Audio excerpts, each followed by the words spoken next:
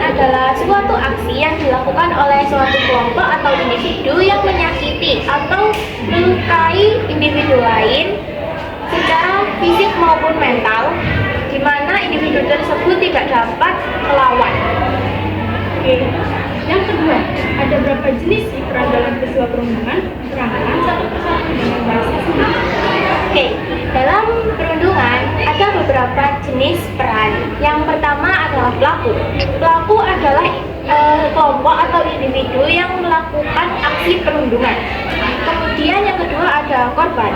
Korban adalah individu yang menerima atau menjadi sasaran dari perundungan. Ketiga ada saksi. Saksi adalah individu atau kelompok yang menyaksikan peristiwa perundungan. Keempat ada pembela. Pembela adalah individu atau kelompok yang membela korban. Yang kelima ada pengamat pasif. Pengamat pasif itu individu yang dimana dia cuma menjadi penonton tapi tidak ikut membela korban. Oke. Untuk yang ketiga, bagaimanakah seharusnya lingkungan merespon perundungan? Terangkan secara jelas dengan contoh konkret. Seharusnya lingkungan tuh merespon perundungan dengan cara yang tegas, seperti memberi sanksi kepada pelaku, melindungi korban. Contohnya seperti pihak sekolah yang menciptakan organisasi anti perundungan, di mana organisasi tersebut digunakan untuk melindungi korban, menangani aksi perundungan. Oke, untuk pertanyaan yang selanjutnya, jika kamu berposisi sebagai korban, bagaimana langkah-langkah yang akan dilakukan agar perundungan itu berhenti? Terangkan prosedur secara konkret. Jika saya menjadi korban, langkah pertama yang saya lakukan adalah melaporkan atau menceritakan aksi perundungan tersebut kepada orang terdekat seperti keluarga atau sahabat atau teman-teman dekat. Kemudian yang kedua, saya masih akan memantau pelaku, seberapa jauh sih pelaku bakalan merundung saya. Kemudian yang ketiga, saya akan melakukan perlawanan. Ketika si pelaku sudah mulai berani melakukan penyerangan fisik terhadap saya, tentu saya tidak akan tinggal diam. Saya akan melawan kembali si pelaku. Yang terakhir, jika pelaku masih belum kapok merundung saya, ya langkah terakhir saya pasti akan melaporkan pelaku kepada pihak sekolah, karena mungkin itu bisa membuat si pelaku merasa curang. Jika ini termasuk berani ya, melawan. Iya. Keren. Oke, pertanyaan selanjutnya, jika kamu mengalami perundungan yang mengarah pada pelecehan seksual, bagaimana caramu mengatasi hal tersebut? Kalau aku misal mengalami perundungan secara seksual, ya mungkin yang pertama kali bakal saya lakukan melakukan perlawanan fisik ya, kayak entah itu memukul atau menampar pelaku ya, itu kayak sebagai bentuk ekspresi saya, emosi saya, meluapkan emosi kepada pelaku ya. Kemudian saya tentu akan melaporkan kepada pihak keluarga dan sahabat mungkin, dan kalau pihak keluarga saya nggak terima, pihak keluarga saya tentunya juga akan melaporkan ke pihak berwajib. Oke. Bagaimana jika perundung itu berpotensi menyakiti fisik dan mengancam jiwa? Sebagai korban, apa yang akan dilakukan? Dan jika sebagai posisimu sebagai saksi, apa yang akan dilakukan? Kan sebenarnya secara Sebagai korban, mungkin kalau sebagai korban,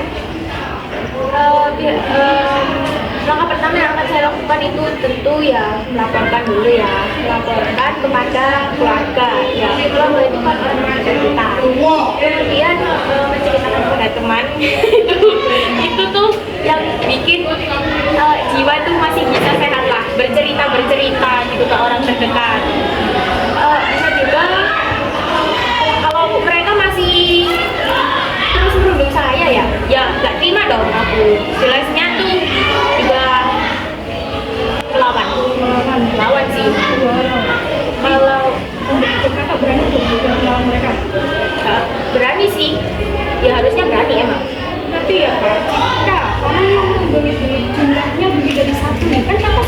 Iya. Ya, misalnya posisinya kakaknya sendiri. Perundungnya itu lebih dari satu orang untuk melawan. Tergantung kekuatan si pelaku. Kalau sekiranya si pelaku tuh punya kekuatan fisik yang oke, yang sekiranya lebih kuat dari saya, ya mungkin saya cuma akan melaporkan si pelaku ke pihak yang sekiranya ditakuti lah oleh pelaku, kayak pihak sekolah atau dilaporkan ke BK, ke siapa gitu. Kalau si pelaku lebih lemah dari saya, ya saya lawan balik aja, ngapain takut. Oke, jika posisi kakak sebagai saksi bagaimana? Kalau aku sebagai saksi sih, aku gimana ya, nggak tega gitu kalau melihat korban mendapat perundungan dari pelaku. Tentu hal pertama itu aku bakal ngebela korban. Mungkin juga akan melakukan beberapa penyerangan fisik Balik gitu ya? ya, biar si pelaku tuh merasa dia gimana sih rasanya jadi korban, enak gak gitu, biar dia merasakan lah Apa yang dirasakan korban? iya. Pertanyaan selanjutnya, kan hubungan apa yang pernah kamu lihat dan alami? Ceritakan kejadian itu dengan menyebutkan lokasi, waktu, dan kronologi kejadian. Peran yang pernah saya alami itu, saya pernah berperan sebagai korban waktu saya masih duduk di kelas 8 SMP.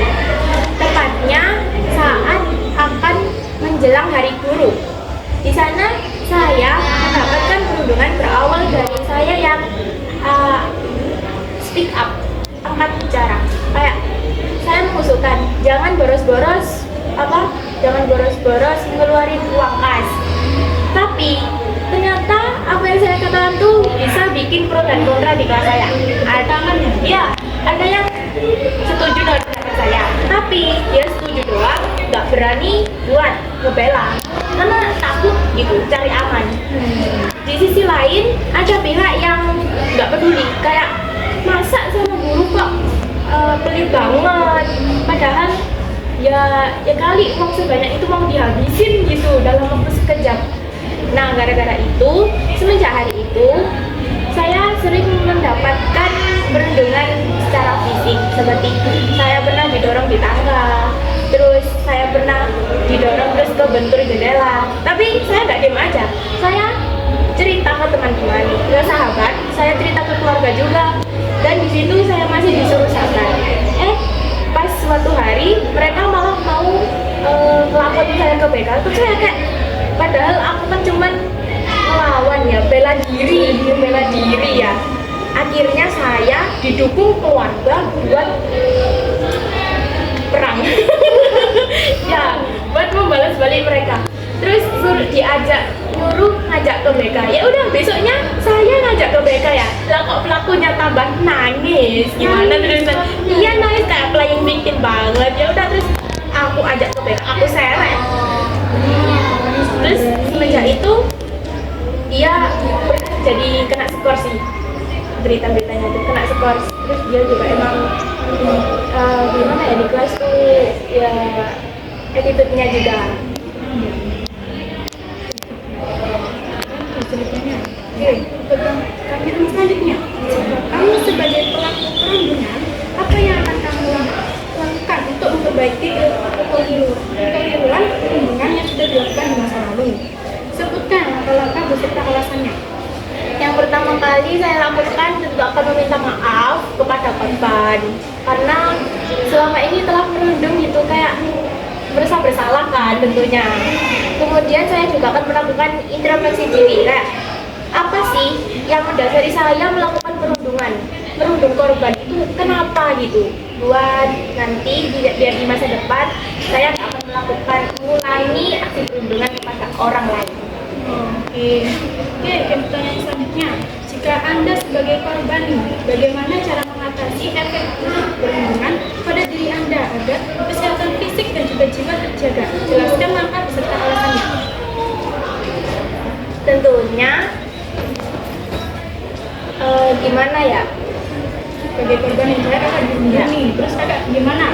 Kakak gitu, jauh atau ya itu tentunya saya agar mental dan jiwa saya itu tetap kuat ya, saya tentunya pengen dong bales si pelaku. Jadi kalian milih Iya. untuk balas Iya, kayak balas tuh kayak punya kesenangan sendiri gitu, kayak tuh rasain ini yang aku rasain gitu. Terus yang bikin aku tambah senang tuh si pelaku mendapatkan saksi yang setimpal gitu, kayak akhirnya dia kena karma gitu. dari perbuatannya gitu. Iya. Jadi kalian milih untuk melawan balik. Iya, melawan balik. Si korban mendapatkan sanksi. Iya. Untuk si korban si pelaku. Iya ya. Oke. Pertanyaan selanjutnya. Menurut pendapat Anda, adakah potensi perundungan dalam interaksi orang tua dan anak, guru dan siswa, antar teman dan kakak dan adik? Bagaimana bentuk perundungan itu? Berikan contoh kejadiannya dengan jelas. Potensi perundungan yang ada pada orang tua kepada anak.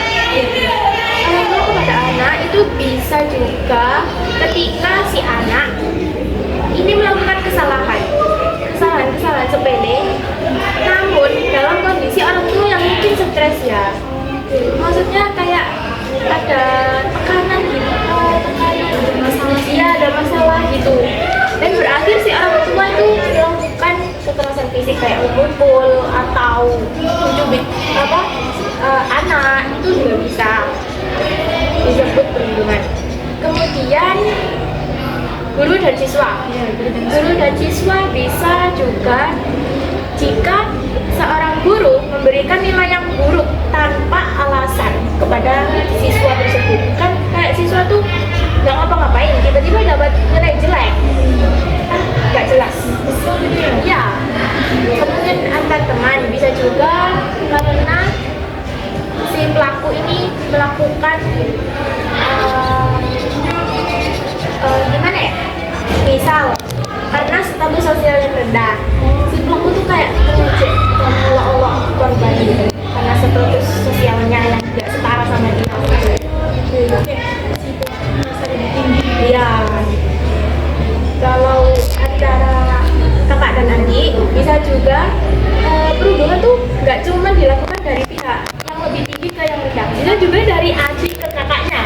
Contohnya si adik ini melakukan playing victim, si adik memukul kakaknya dulu, si kakak nggak terima, mukul balik.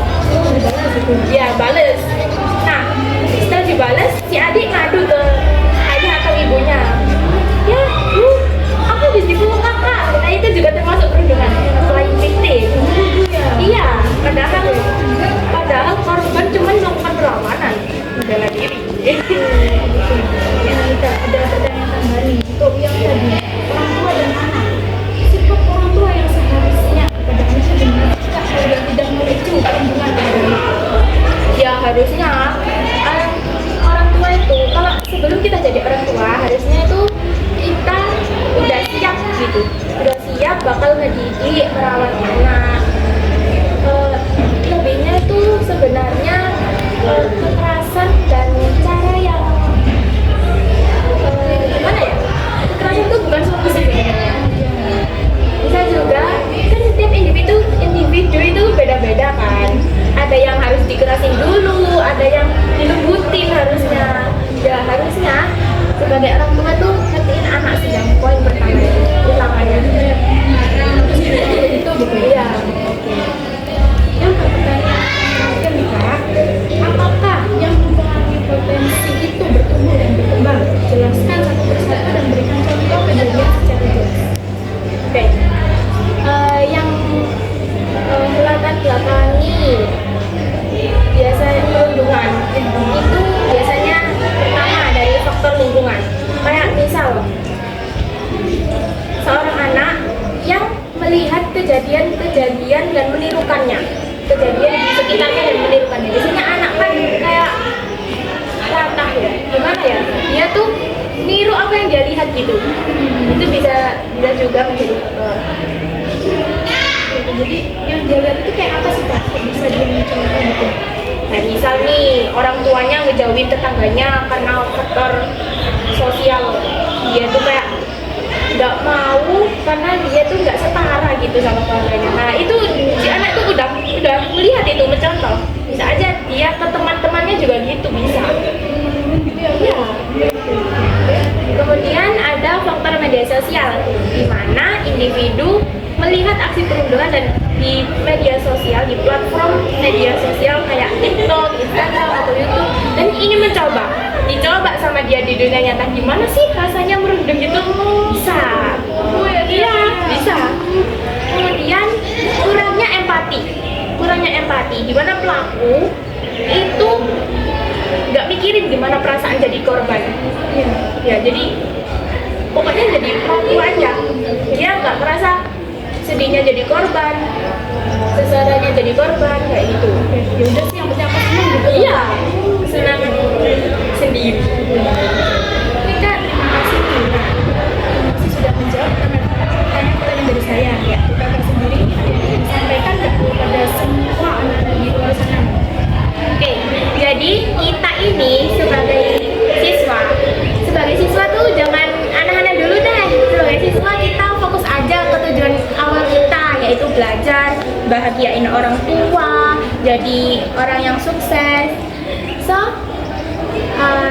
gak usah coba-coba perundungan ya. Dan kalau kalian lihat aksi perundungan, tolong deh jadi pembela, jangan cuma jadi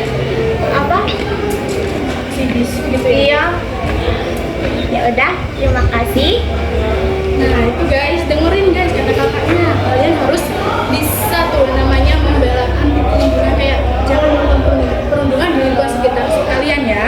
Oke, terima kasih sudah menyaksikan kita. Wassalamualaikum warahmatullahi wabarakatuh.